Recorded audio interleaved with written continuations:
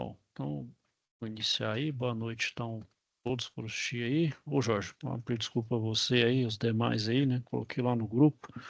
É porque eu tenho que atender uma demanda em período da manhã à tarde, na quinta e na sexta. Né? As aulas que eu tinha na quinta-feira eu tive que remanejar, umas na segunda, outras na terça, conforme aí a agenda, né? Então, vai ficar até outro segunda ordem aí, eu vou cumprir esse horário toda segunda-feira com vocês, certo? Vai ficar sempre esse.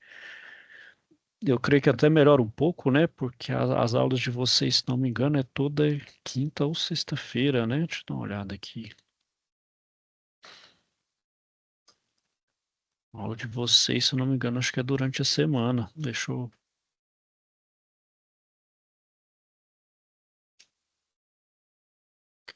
eu só para confirmar. Já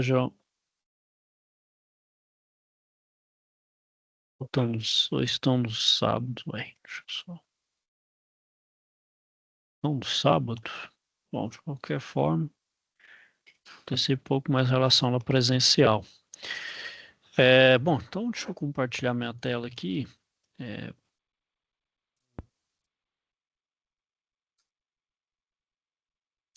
Vamos aí continuar o assunto de mecânica dos fluidos. Bom, eu parei então falando sobre a viscosidade, né? Então, a viscosidade é uma medida dos fluidos que ela mede a resistência do fluido ao escoamento, tanto que ela é mais fácil ou mais difícil de escoar, né? Então, depende de algumas características físico-químicas, né? Então, química, por exemplo, a atração das moléculas, tamanho de cadeia molecular, alguns outros componentes aí, por exemplo, fisicamente também a questão da temperatura, então a viscosidade ela está diretamente relacionada à sua temperatura. Então, por exemplo, a água, quanto mais quente ela fica, menos viscosa, ou seja, ela fica mais fácil de escoar. Mesmo vale para os outros componentes. Então, óleo, então, quando o óleo esquenta demais, ou seja, aquela máquina ela opera e ela aumenta a sua temperatura. E se aquele óleo não, e aquele óleo ele extrapola a temperatura ali, aquele óleo fica menos viscoso, logo ele perde aquele poder de lubricidade e com isso ele perde ali, ele não consegue proteger os componentes corretamente.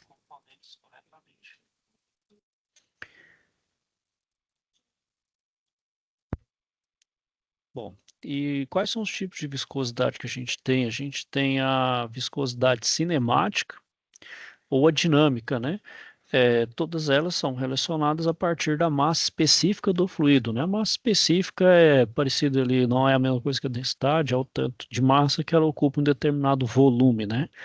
É o quilograma por metro cúbico, né? Bom, e a viscosidade para refrigeração, pessoal, ela é importante Boa quando... noite, cheguei. Opa, boa noite aí, João. Tudo bom aí? Professor, que negócio é esse que vai ter aula hoje? Como é que mudou isso aí que eu não entendi? Ô, João, deixa eu... eu não sei se eu... Eu, Sei que você tá com o codinome lá da luta Vem a Vitória, só porque eu tô confundindo você com o Jonathan. não, mas pode ser o que você quiser. É, Opa, que isso? a gente Não, tá. João, pode falar, Mudou o João. cronograma, pô, vai ficar de segunda agora, é? Não, o cronograma lá continua o mesmo. Só os dias das web aulas semanais é que eu tive que mudar, porque agora eu vou ter que atender uma demanda de manhã, aluno de aprendizagem do Senai pela manhã, aí quinta e sexta. Aí a aula de vocês era na quinta-feira. Outras turmas também na quinta-feira eu tive que remanejar entre a segunda e a quarta-feira. Eu tenho que atender a galerinha da aprendizagem, né? Molecada de aprendizagem, aí eu tive que mudar aí a data da aula de vocês. Vai ficar na segunda aí, toda segunda-feira. Então a gente não vai alterar ela aí, não. Entendi, que eu tô trabalhando aqui, mas vamos lá. Eu tô botando o motorzinho aqui do R410. Vamos pra cima. Vai falando aí que eu tô por aqui. Bom, mas dá aula aí, João. Ó, mas aí não, aí você tá com aula prática aí, velho. Tô trabalhando, meu filho. Tem que trabalhar pra pagar o custo. Tá certo. Pode ir, meta ali pau aí que eu tô Então vamos. trabalhando aqui, mas escuta. Tranquilo. Cuidado aí, hein, cara. Olha o acidente aí. É Bom, 410, pô. Fosse 32, morre, mas não é não. Morre não. então tá certo. Ah, professor, boa aula aí. Pode tacar de pau aí que eu tô por aqui. Não, tranquilo, João. Qualquer coisa aí, só acionar aí.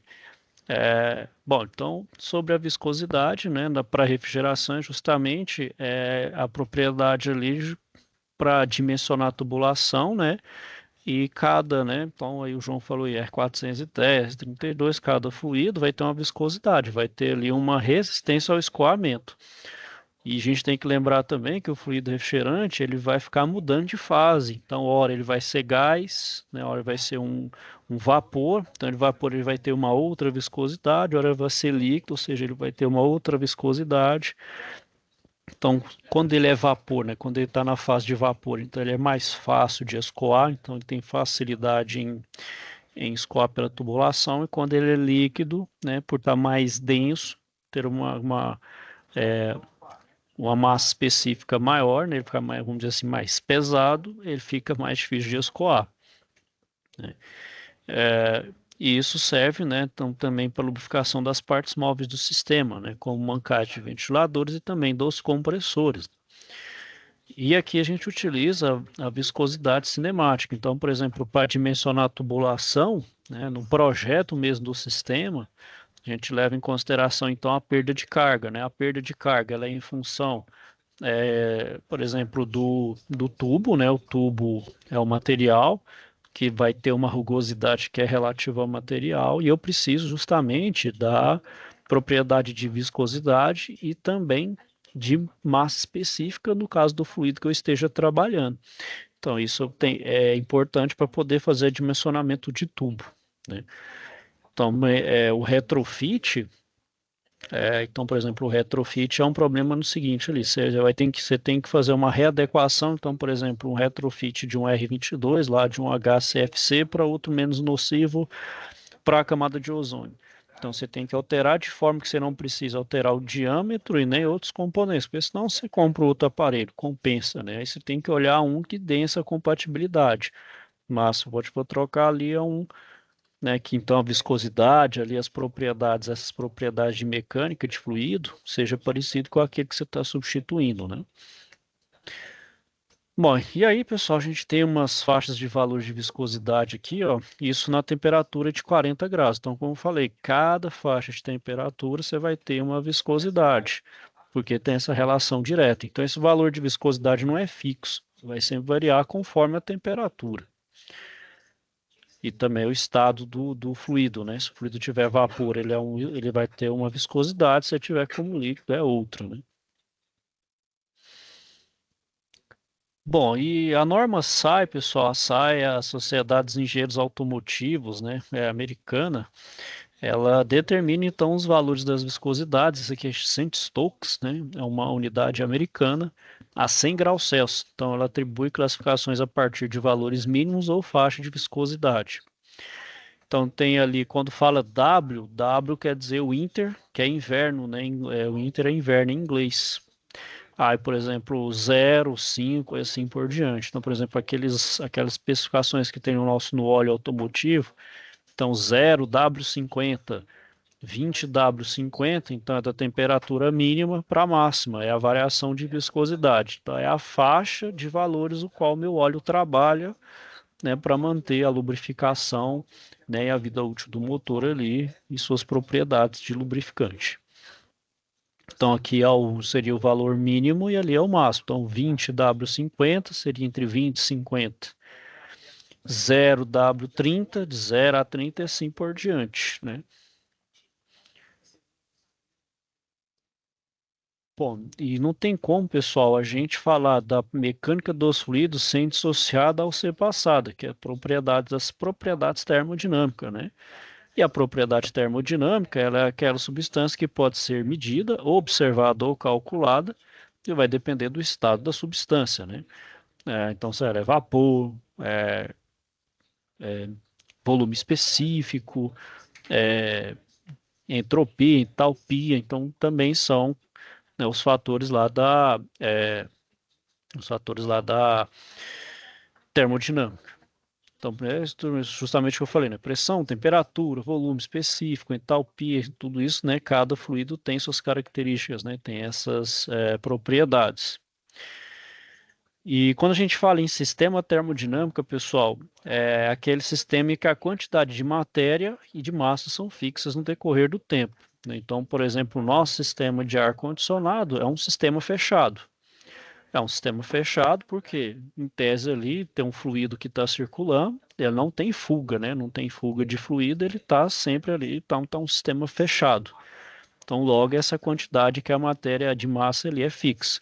Então, quando a gente fala ali em vazão de massa, quilogramas por segundo ou quilogramas por hora de fluido, quer dizer que independente do ponto que você está falando do sistema, está sempre essa mesma vazão e massa de fluido passando no sistema. Não muda. Quer perguntar aí, João?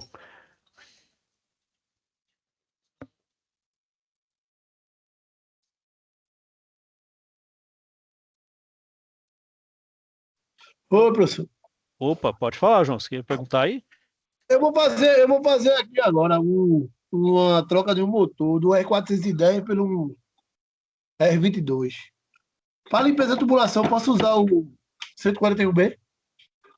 A limpeza dos tubos? Pô, antigamente podia, eles falavam que era bem utilizado para fazer limpeza, João. Aí até um colega meu aqui, ele é professor da área de refrigeração, ele estava falando que parece que entrou em desuso, porque descobriu que o R141 ele é agressivo para o negócio de efeito estufa, né? Então o pessoal ia jogar na atmosfera, diz que contribuía para a questão de efeito estufa. Hoje não se utiliza mais. Eu não sei como tá, não sei como é que tá, como diz aí no trecho, né? O pessoal ainda utiliza, mas o recomendável é não utilizar mais. Ah, mas eu vou usar ele mesmo, tá de boa. Não vou fazer nada com os tipos estufa. Assim, eu nem vou entrar muito em negócio de efeito estufa, essas coisas aí, né? Sei lá.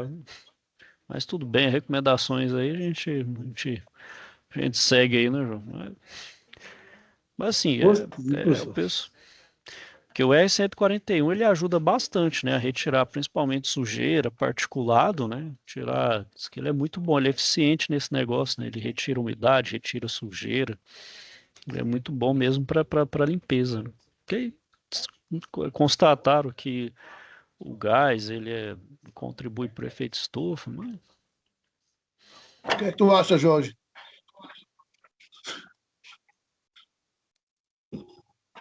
Jorge? Pode usar, é o melhor que tem. assim, por exemplo, João, fazendo igual, por exemplo, trabalho que a gente faz assim, o tanto que a gente utiliza aí, uma carga que utiliza de gás para limpeza, não sei, sinceramente, eu não sei se é um volume que a não ser que você fala assim, tá, todas as indústrias, todas vão usar em grande escala para fazer limpeza, né? Pode ser que dê esse efeito, É, assim, é uma com grande certeza carga, deve mas ser, deve ser em grande pequenos, escala, porque eu vou trocar um motorzinho pequeno, 12 mil. pequenos volumes, eu acho que não. Pequeno volume, eu acho que esse não prejudica, não vai alterar em nada, não. Eu creio que não. Só se for falando, só se for todos, né? Assim, todo mundo está fazendo isso e em larga escala, em altíssima escala, em coisa que pouco tempo ali, em anos, questão de poucos anos. Mas assim, fazendo essa direção ao longo de anos e anos, aí séculos e séculos, acho que extrapolando, creio que É não tem porque ainda se alteração, vende, não. né, professor? Ainda Oi? se vende dele, é igual o R22. Já faz quase 10 anos que a gente vai sair de linha e ele ainda é vendido. Eu sei que esses do dicloro aí diz que 2030, né? Diz que 2030 diz que é o prazo para se fazer os retrofits, né? Eu ainda acho que não vai ter esse rigor ainda de proibir, né? Eu acho que não, porque tem muito equipamento ainda em uso e R22. E muito equipamento assim que tá bom, até que tá do ponto de vista assim de sistema fechado, você vai fazer. E um retrofit, Descobri bom, aqui, professor, que não pode usar o 141B. Pode ter certeza que não é bom, não. não, ixi, Nem reclamaram. Pegou fogo aí, pô, João. é inflamável? É. Não pegou fogo, não, pô. É porque ele é ruim mesmo, pô. O componente dele é muito ruim. Eu tava dando uma olhada aqui, quando o professor falou, eu fui investigar. Sou novo aqui, é muito bom, não. É o que tem para usar agora. Quando não vou atrás de nada, tem que trabalhar. Eu não gostei do Ecomato. O Ecomato é ruim. Bom, então, pessoal, voltando aí, né, falando aí no sistema termodinâmico, ser um sistema fechado, a gente tem aquele chamado volume de controle, né? Então, quando a gente fala em volume de controle, seja a gente falar de um motor, de um sistema de refrigeração, é um volume especificado onde eu tenho volume, fluxo de massa e de energia.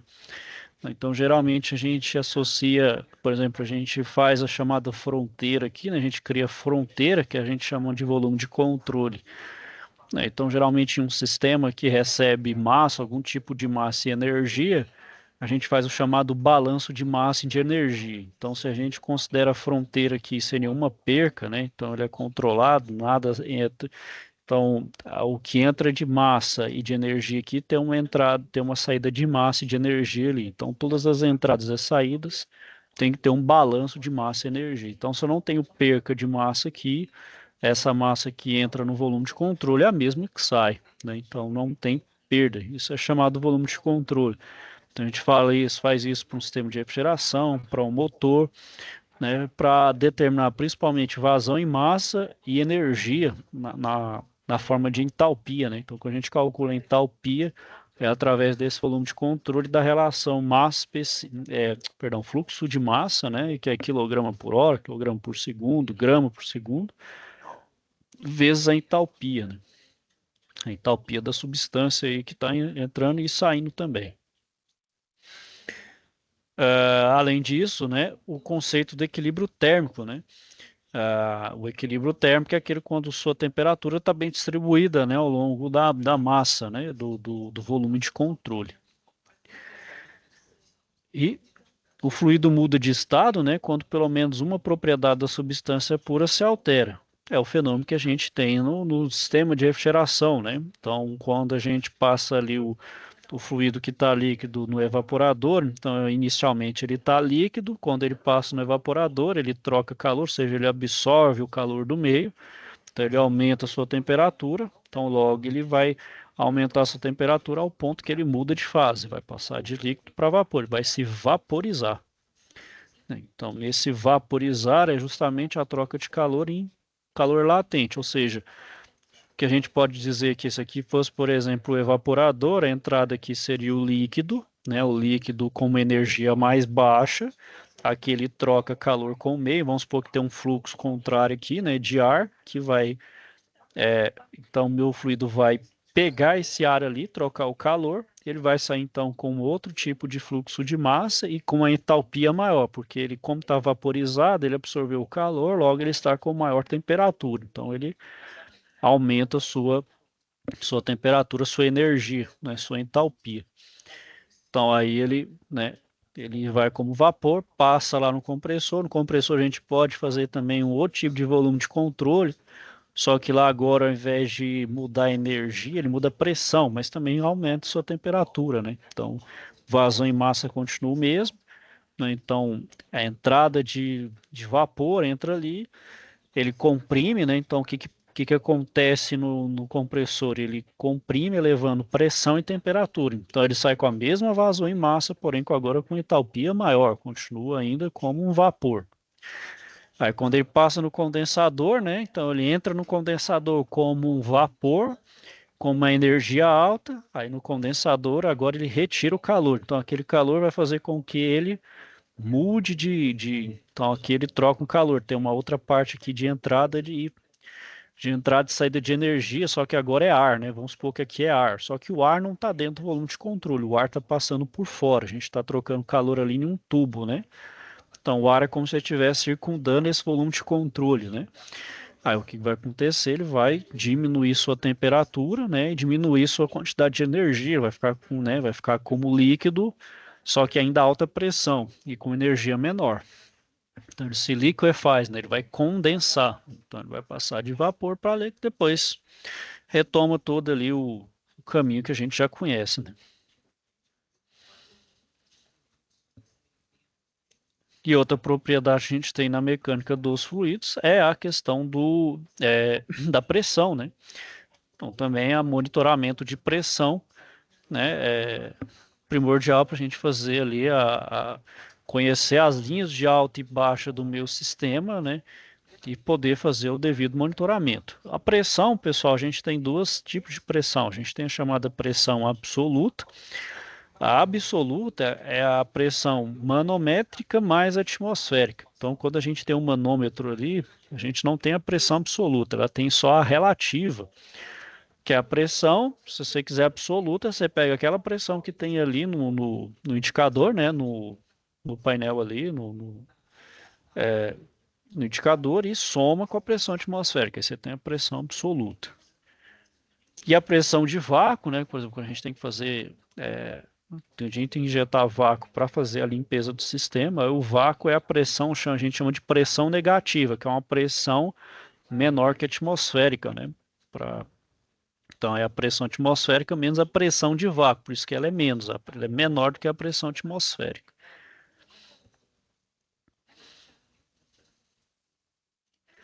Bom, e dentro da mecânica dos fluidos, né, pessoal, a gente viu lá na termodinâmica que é a tríade também que também influencia na questão da energia de um fluido, que é pressão, temperatura e volume, né? Então, principalmente em gás, né? A gente viu lá que é o gás ideal.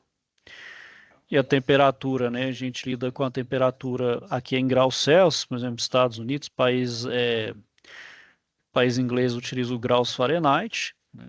Principalmente Estados Unidos.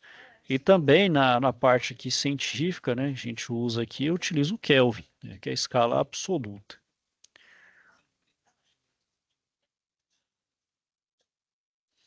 Bom, e o calor, né, pessoal? A gente viu também lá na termodinâmica, mas também está interligado aqui com a mecânica dos fluidos, né? O calor, o que que ele é? É chamada energia térmica em trânsito. A gente sempre faz uma comparação com a parte elétrica, a gente compara o calor com a corrente, né? O que que é a corrente? A corrente não é o movimento ordenado dos elétrons que vai de um ponto de maior tensão para um de menor tensão, que ele tende ao equilíbrio de cargas, né? Calor é a mesma coisa. O calor é uma energia térmica em trânsito, que ele sempre vai de um corpo de maior temperatura para o de menor temperatura, onde os dois vão tender ao equilíbrio. E chegou o equilíbrio, que acontece? Esse calor, nesse fluxo de energia, ele simplesmente cessa porque atingiu o equilíbrio, né? Não tem, então atingiu o equilíbrio, ele cessa. E a unidade de calor ali é o joule, né? E também nos processos termodinâmicos, como eu falei para vocês, a gente calcula a chamada energia interna e também a entalpia, né? Essa entalpia que é um calor, né, vamos dizer assim, pontual ali, do fluido em determinado ponto, né? Então, por exemplo, quando a gente está lidando ali com deixa eu colocar um pente aqui só para a gente entender aqui. Então, quando a gente está lidando com, por exemplo, aquele gráfico do diagrama de Mollier, né, onde a gente tem então aqui pressão e aqui é o H, é entalpia, né? Essa entalpia ela é dada na forma de kJ por quilograma de fluido. E a pressão geralmente ela é em megapascal. Então, por exemplo, quando a gente tem o ciclo termodinâmico aqui, ó, que aqui é o diagrama de Mollier independente do fluido, a gente tem as duas linhas, né, que é a chamada linha de alta pressão e a linha de baixa.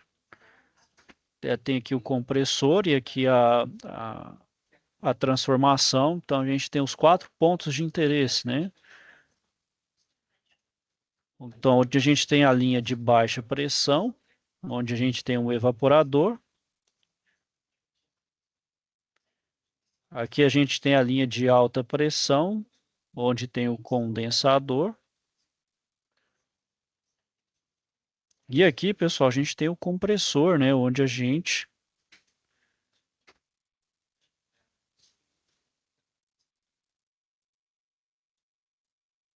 Então, a gente tem o compressor, no compressor, né, onde acontece o fluido circular, né, no meu circuito. E aqui, geralmente, fica o dispositivo de expansão. Então, aqui o dispositivo de expansão. Bom, então, pessoal, por que eu coloco esses pontos? São os pontos de maior interesse no ciclo termodinâmico de refrigeração. Então, por exemplo, um aqui, quando ele sai do evaporador, aqui, pessoal, é o ciclo ideal. A gente sabe que o ciclo real vai ter uma divergênciazinha ali. Depois eu vou mostrar por que tem essa divergência, né? Eu até falei em outros aí, mas eu vou frisar ali novamente. Então, o ponto aqui, pessoal, a gente está o quê? Esse ponto 1, cada ponto ele tem uma propriedade termodinâmica do meu fluido. Então, isso aqui vai depender do fluido, né, do que eu estou lidando. Então, por exemplo, o ponto 1, ele vai ter uma pressão, que é a pressão da linha de baixo. Então, eu vou colocar aqui, ó, pressão de linha de baixo, que é conhecido. Aí, além disso, ele está como aqui, ó, então aqui é o chamado ponto crítico. Então, toda vez que eu estou lidando da direita, da esquerda para a direita, nesse sentido aqui, em cima dessa linha, o meu fluido em cima dessa linha, ele está como vapor saturado. Então, aqui é vapor saturado. Vapor saturado. Por ele ser um vapor saturado, pessoal, por ele ser um vapor saturado, ele tem um título. O título dele é igual a 1. O que quer dizer esse título? Quer dizer que 100% do meu fluido nesse ponto é vapor, né? Então, o título é a fração de vapor, a relação de vapor e líquido dentro da mistura. Porque dentro dessa região aqui, ó, dentro dessa região, o meu fluido ele é como líquido mais vapor. Então, ele coexiste, né? Ele está em duas fases. Vamos dizer que é uma mistura bifásica de líquido com vapor dentro dessa região. E desse ponto aqui para a esquerda do ponto crítico, o que eu tenho aqui? Ele tem o líquido saturado. Então aqui a gente tem o líquido saturado, cujo título é 0, né? E daqui para cá e fora, né? Fora aqui da região, a gente pode também aqui a gente tem o chamado de líquido subresfriado ou chamado de líquido comprimido. E aqui para fora a gente tem um chamado vapor superaquecido, né? Chamado vapor superaquecido. Então, aí são os pontos de interesse dentro do ciclo. Então, o ponto 1, ele tem a pressão da linha de baixo e ele tem um vapor saturado, cujo título é 1. Então, nesses pontos, quando eu consulto o diagrama de Mollier, o que ele vai ter? Ele vai ter uma entalpia associada, ele vai ter um volume específico, ele tem um volume específico é o quilograma, é o metro cúbico por quilograma, e também vai ter uma entropia, né? A gente tem duas formas, pessoal, de descobrir, dependendo do fluido. Pelo diagrama de Mollier, que tem esses dados aqui, em gráfico, tem eles em formato de tabela, ou posso utilizar softwares. Eu acho que eu já mostrei, mas eu vou mostrar de qualquer forma. Tem um software muito utilizado, que é esse daqui, ó. É esse aqui, ó, Computer Aided Thermodynamic Table, CATT Table, ó. Vou abrir ele, ó. Tá vendo que até ó, diagramazinho de Mollier, só que aqui não é o gráfico pressão pela entalpia. Aqui ele utiliza o gráfico de temperatura pela entropia. Então, por exemplo, eu posso pegar qualquer tabela ou substância, ó, água, quais são os refrigerantes que ele tem aqui, ó, do CO2, R11 até o RC318. Tem os criogênicos também, ó, amônia, argônio, etano, neon, tá vendo? O ar, gases ideais com pressibilidade também psicometria, ó, tá vendo? Tem parte psicométrica também. Aí eu coloco as unidades, ó, posso colocar as unidades e pedir ali, ó, qualquer temperatura, aí umidade absoluta, temperatura, umidade relativa, temperatura de bulbo seco ou de bulbo úmido, assim por diante. Aqui, ó, vou colocar o de refrigerante. É o mais que a gente usa aqui, é o R134. Aí, por exemplo, se eu tenho, por exemplo, os dois dados aqui, ó, que geralmente é conhecido. Se eu tenho dois dados, geralmente é conhecido, como a linha de pressão e o vapor saturado, cujo título ali é 1, ó. Então, se eu sei a pressão e seu título, então aqui, ó, pressão e X que é o título. Se eu sei a pressão e sei o título, eu consigo pegar todos esses valores. Ó. Então, vamos pegar aqui vou chutar um valor aqui, 2,5, e ele está como vapor saturado. Ó. Você dá um OK, ó. Esse diagrama, posso pegar pela tabela, ó, tá vendo, ó? 2,5, aí ele tem, ó lá, ó, vapor saturado, ó. Então, eu tenho os valores, ó. Então, tem os valores, ó. A temperatura do meu fluido, quando ele está com um vapor saturado, a pressão eu falei, né, o volume específico, energia interna específica, lá, ó. Eu tenho esses dados. Ou eu posso também, qualquer outro jeito, ó. Diagrama Mollier, ó lá, ó. Pego o diagrama aqui, ó. Vendo, ó? Olha lá, ó, e tem o diagrama de Mollier, deixa eu pegar a imagem aqui, ó. Ó, tá vendo? Tem alguns sites aqui, pessoal, que vai ficar meio difícil. Tá vendo? Ó, tem lá a temperatura, ó, vendo o ciclo de refrigeração, ó, tá vendo? Aí cada linha aqui, ó, aí tem uma linha que é aqui, por exemplo, é justamente pressão, ó lá, tá vendo? Pressão e bar. E a entalpia, essa outra linha aqui, ó, é volume específico. Tem uma aqui também, deixa eu só ver que vai ser a de temperatura, por exemplo, essa linha aqui, ó, é temperatura. Essa linha vem aqui, ela vem na vertical, chega aqui na horizontal, depois desce de novo. Tem a temperatura e também tem a pressão. Então, são todas e também a gente vê pressão e entalpia. A gente consegue ver tudo aqui. E também entropia. Então, todos esses dados aqui a gente olha também no diagrama de Mollier. Só vou falar, pessoal, não é tão simples, porque é um monte de linha aqui, porque ainda está, vamos dizer assim, infiltrado, mas as linhas ficam todas assim, ó. Deixa eu ver se. Tá vendo, ó? As linhas ficam bem juntas. Então, cada cor é uma coisa. Aqui, por exemplo, a pressão, entalpia, o vermelhinho é uma coisa, o verde é outra, e assim por diante. Então, continuando aí, pessoal, é a tríade, né? Como falei, do calor, né? E o calor também, pessoal, é de uma substância que é característica da substância aí, fluido, sólido, gás, é o chamado calor específico, né, que é a quantidade de calor necessária para elevar 1 grau a temperatura da unidade de uma mesma substância, né, que é o quilograma ou joule por quilograma grau Celsius. Esse calor específico é quando não tem mudança de fase de um fluido. Aí quando eu tenho mudança, perdão pessoal, quando eu tenho mudança de fase, aí eu uso o chamado calor latente, que é aquele que é a maior parcela de troca de calor no sistema, né, no sistema de refrigeração, que é quando o meu fluido muda de fase, né, a hora ele vai de vapor para líquido ou de líquido para vapor. Então aí é o calor sensível, né, que então é a relação entre a massa vezes o calor específico, depende da substância, vezes a diferença de temperatura, que é a final menos a inicial. E o calor latente não tem mudança, né? Porque a gente sabe que quando ele muda de. Então, por exemplo, a água, né? A água, quando ela passa do estado sólido para o líquido, ela faz isso a uma chamada temperatura constante ou pressão constante, né? Então, você não tem mudança de temperatura.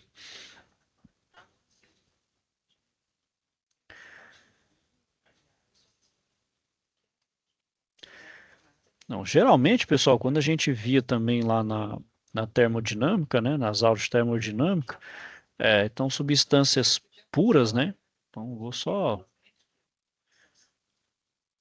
quando a gente falava em substâncias, então a gente tinha esse gráfico aqui, né?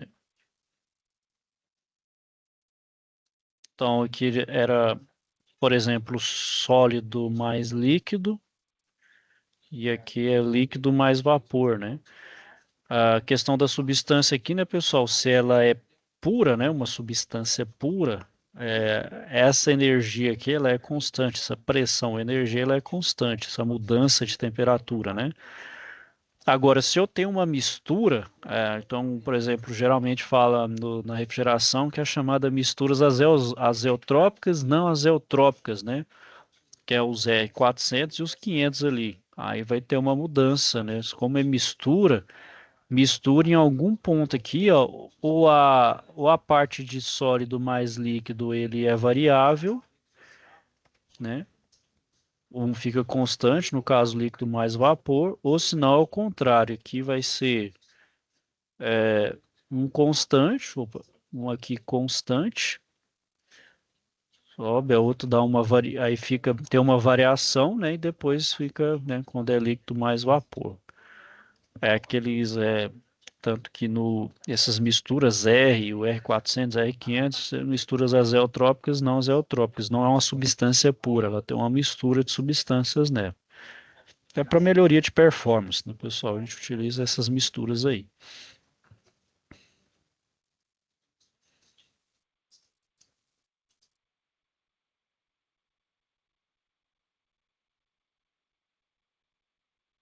Então, continuando aí, pessoal,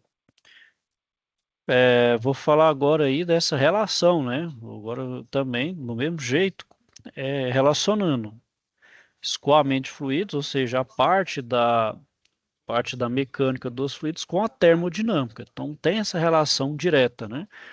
E essa relação direta, pessoal, é chamada da equação de continuidade, né? Essa equação da continuidade é chamada equação de Bernoulli. Essa equação de Bernoulli, ela estabelece três parcelas, né? Então, a quantidade de energia interna de um sistema não é alterada sem que haja influência externa quando o referido sistema passa de uma condição ou estado inicial a um estado final. Então a equação aí ela é composta de três parcelas de energia. A energia cinética, que é relacionada à velocidade, é relacionada a potencial, que é a diferença de altura, e energia de pressão. Né? Então, se nesse sistema eu não tenho perda de energia, então o somatório permanece constante. Né? Então, deixa eu colocar aqui de novo. Ó. Vou até apagar aqui, vou colocar um novo, só para a gente entender esse conceito. Então, o que que diz essa equação de Bernoulli? Então, vamos supor aqui que eu tenho uma tubulação. Então, eu tenho uma tubulação aqui. Então, vamos supor que ela tem um diâmetro aqui, está constante. Aí eu vou expandir ela aqui, ó. Vou expandir ela. Então, agora vai ficar maior aqui. Então, vamos supor que aqui tem um diâmetro D minúsculo, um diâmetro D maior. E aqui, pessoal, eu vou ter uma altura, né? Vocês estão observando, tem uma altura aqui, né? Vou chamar de altura H. Bom, então, pessoal, a equação de Bernoulli, se esse sistema aqui, essa tubulação, não tem nenhum tipo de vazamento, né? E não tem nada ali que altere a massa, então quer dizer que a minha energia nesse ponto aqui, eu vou chamar de ponto 1, é igual aqui no ponto 2. Então, quer dizer, no ponto 1 e no ponto 2, eu vou ter duas características. Então, por exemplo, no ponto 1, ele vai ter uma velocidade própria, V1, aí relacionado com a gravidade, uma energia de pressão, né, porque ele está confinado dentro de um diâmetro. Então, aqui é P1 dividido pela massa específica de 1, que é a mesma vezes a gravidade, e mais uma altura. Então, aqui ele tem uma altura H. E do outro lado, que é no ponto 2, ele tem uma velocidade, então ele vai variar, porque se variou o diâmetro, eu também vou ter velocidade diferente. Então, quanto menor o diâmetro, mais rápido vira a tubulação, né? O mais rápido fica o escoamento e o fluido fica mais rápido. Se eu aumento o diâmetro, eu vou diminuir a velocidade, vou diminuir a pressão também. Então, eu vou ter uma outra característica aqui de velocidade, uma outra característica de pressão aqui no ponto 2. O meu fluido é o mesmo, né? Aqui eu não estou tendo nenhuma adição de fluido, então também continua sendo mais uma altura. Essa altura aqui, vamos supor que aqui a minha linha de referência vai ser zero. Então, se é isso, então garante a equação de continuidade. Bernoulli então provou lá, né, fez os experimentos, provou que o estado aqui de um ponto de um fluido para o outro é o mesmo. Então aqui eu tenho um escoamento e aqui é o mesmo, só que vai diferir que aqui agora eu tenho características diferentes. Então, por mais que eu tenha perfis diferentes, essa equação de continuidade prova para a mecânica dos fluidos que é a questão de continuidade, ou seja, se eu não tenho perda de energia nenhuma adição ou perca, meu sistema aqui é fechado, então essa equação de continuidade revela então dá esse resultado aí. Então, essa equação do Bernoulli, pessoal, ela é utilizada em escoamento de fluidos que não vai ter essas alterações relacionadas à temperatura. Então, aqui eu estou considerando que temperatura também não tem influência, porque a gente sabe da relação direta da temperatura com a viscosidade, né? Então, por exemplo, se eu tenho alguma coisa aqui, algum tipo de resistência que aquece o meu fluido, opa, já vai furar porque os escoamentos o escoamento vai ficar diferente. Aí quebra a equação de Bernoulli. Então, considera que a equação, considera ali que a condição é de temperatura constantes e também a questão de energia interna. Que energia interna é uma coisa, pessoal, é mais um conceito ali que é difícil da gente mensurar diretamente. Mas ele existe, né? Isso é provado que tem existência de energia interna, mas que a gente calcula de forma indireta, a gente não calcula ela diretamente. Tem como se lá medir energia interna de qualquer tipo de fluido ou de qualquer tipo de sólido, né?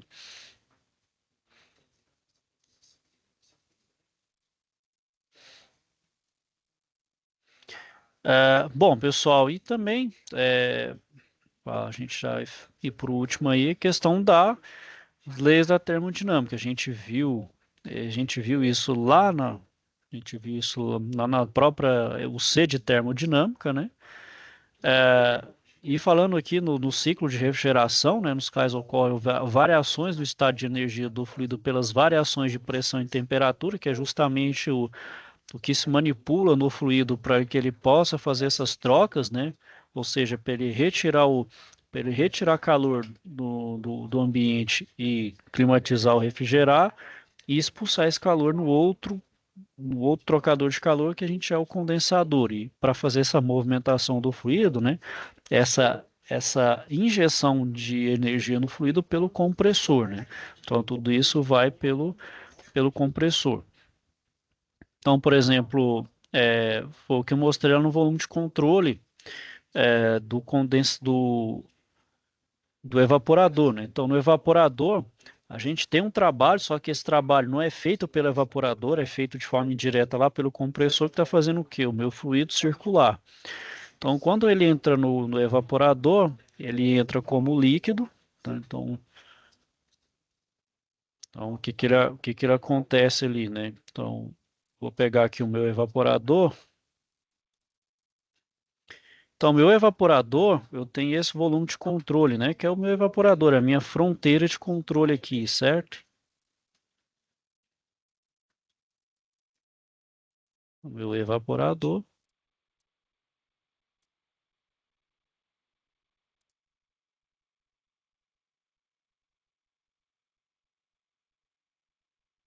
Então, tem aqui a entrada. Então, entra aqui uma massa, né? Uma massa de fluido aqui. E da mesma forma sai. Só que ao mesmo tempo que aqui entra uma massa de fluido, a gente também tem entrada aqui, ó. Só que é entrada de ar. Só que o ar não entra dentro do evaporador, ele passa por fora, porém trocando calor na parede externa, né? Então aqui vamos supor, não é uma tubulação exatamente, mas aqui, por exemplo, é fluxo de ar. Se aqui é fluido refrigerante, aqui é o ar, né? O ar justamente que eu quero climatizar. Então meu ar, que é bem simplificado, né, pessoal? Então também tem um fluxo de ar aqui. Só que aqui o ar eu não vou lidar muito com massa de ar, né? Fluxo de massa, mas o volume, né? Então aqui eu vou falar em metro cúbico por hora, né? Vazão de ar que vai entrar nesse evaporador. Então a mesma vazão que entra é a mesma que sai aqui. Então meu evaporador aqui ele entra como líquido, né? Então ele está aqui como líquido de baixa pressão. Então ele vai, como é que ele vai se transformar de líquido para vapor de baixa pressão? Trocando calor com ar. Então ele vai pegar o ar quente, o ar aqui está numa temperatura maior. Então ele vem aqui, troca o calor, retira o calor, climatiza ou evapora, perdão, climatiza ou refrigera ou resfria o ambiente, né? E o ar aqui vai ficar frio. Então, esse ar frio vai para alguma utilidade aqui, seja um refrigerador ou um ambiente que ele quer climatizar. Por sua vez, esse calor que foi pego do ar vai para o fluido, onde ele muda de estado, passa de líquido para vapor. E daqui eu uso as leis da termodinâmica justamente para volume de controle, certo? Então, esse uso aqui que a gente fala de volume de controle, pessoal, ele é muito útil, né? Para a gente, principalmente, verificar o fluxo de massa necessário, por exemplo, para fazer troca de calor, ó. Então, aqui, por exemplo, eu tenho esse tanque aqui, ó. Eu tenho esse tanque onde ele está colocando água. Então, aqui ele está falando que tem um fluxo de 270 kg por hora de água. E, ao mesmo tempo, eu tenho uma serpentina de resfriamento. Então, qual que é o fluxo de tanto de água aqui de fluido refrigerante necessário, por exemplo, para jogar essa água, por exemplo, resfriar ela inicialmente de 25 graus para mais ou menos 15 graus, ou seja, diminuir a temperatura dele em 10 graus em um determinado período de tempo. A gente pode fazer esse cálculo pelo volume de controle ali, com exemplo, qual que então, dado, por exemplo, essa condição aqui, quanto, então, por exemplo, que eu tenho que colocar aqui de fluxo de fluido refrigerante, né, ou qualquer outro fluido de troca de calor necessário para fazer a temperatura dessa água descer 10 graus em um determinado período de tempo, considerando, então, esse fluxo de água. São condições e a gente faz isso pelo chamado dispositivo de controle, né? Ou volume de controle que a gente fala, né? Então aqui, pessoal, é só para efeito de exemplificação, não precisa não precisa esquentar muito, não. Aí com isso, pessoal, tem então a chamada primeira lei da termodinâmica aplicada nesse volume de controle. Então, o volume de controle, o que que ele vai ser? O balanço de massa e energia. Então, por exemplo, a quantidade de calor menos a quantidade de trabalho é igual ao somatório da massa, da vazão de massa que entra, né, vezes a entalpia que entra, menos a soma da entalpia de saída, né, de entrada menos o de saída. Então, aqui da mesma forma. Então, se aqui eu tenho uma vazão em massa de entrada, eu tenho uma entalpia de entrada, que é igual a massa de saída, entalpia de saída. E também ele pode ser relacionado do calor menos o trabalho, que é igual a essa somatório, né, de balanço de massa e de energia que eu falei, né, entrada entalpia menos o somatório da entrada e de saída.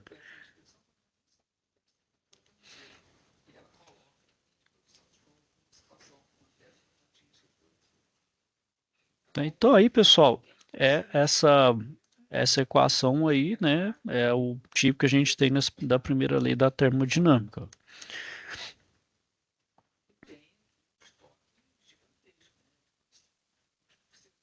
Bom,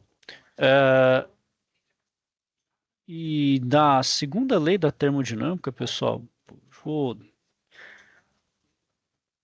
pessoal, tá um pouquinho, depois eu vou falar dessa segunda lei. Alguém tem alguma dúvida aí, pessoal? Era isso que eu queria falar com vocês aí hoje. Na próxima aula eu dou continuidade falando da segunda lei da termodinâmica aí, certo? O conceito aí vai tomar um pouquinho de tempo. Tem alguma dúvida aí, pessoal? Questionamentos?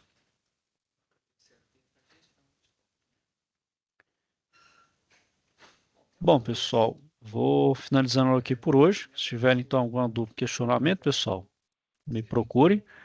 Estou aqui para ajudar se for necessário, se for preciso. Vou desejar a todos então uma boa noite, ok, pessoal? Fiquem com Deus aí, até a próxima.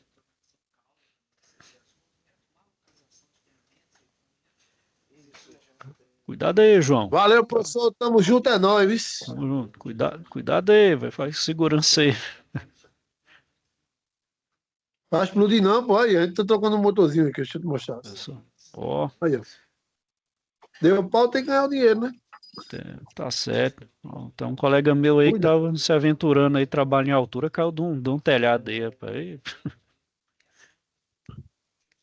Também. Eu peguei um telhado esse dia, não caí não, mas foi tenso. Epa, Foi altura é tenso, foi complicado. tenso. Sábado de noite, larguei às 11 horas da noite. Mas é isso aí, professor, boa noite, fique com Deus. Viu? Isso aí, com Deus aí. Bom trabalho aí. Valeu. Falou.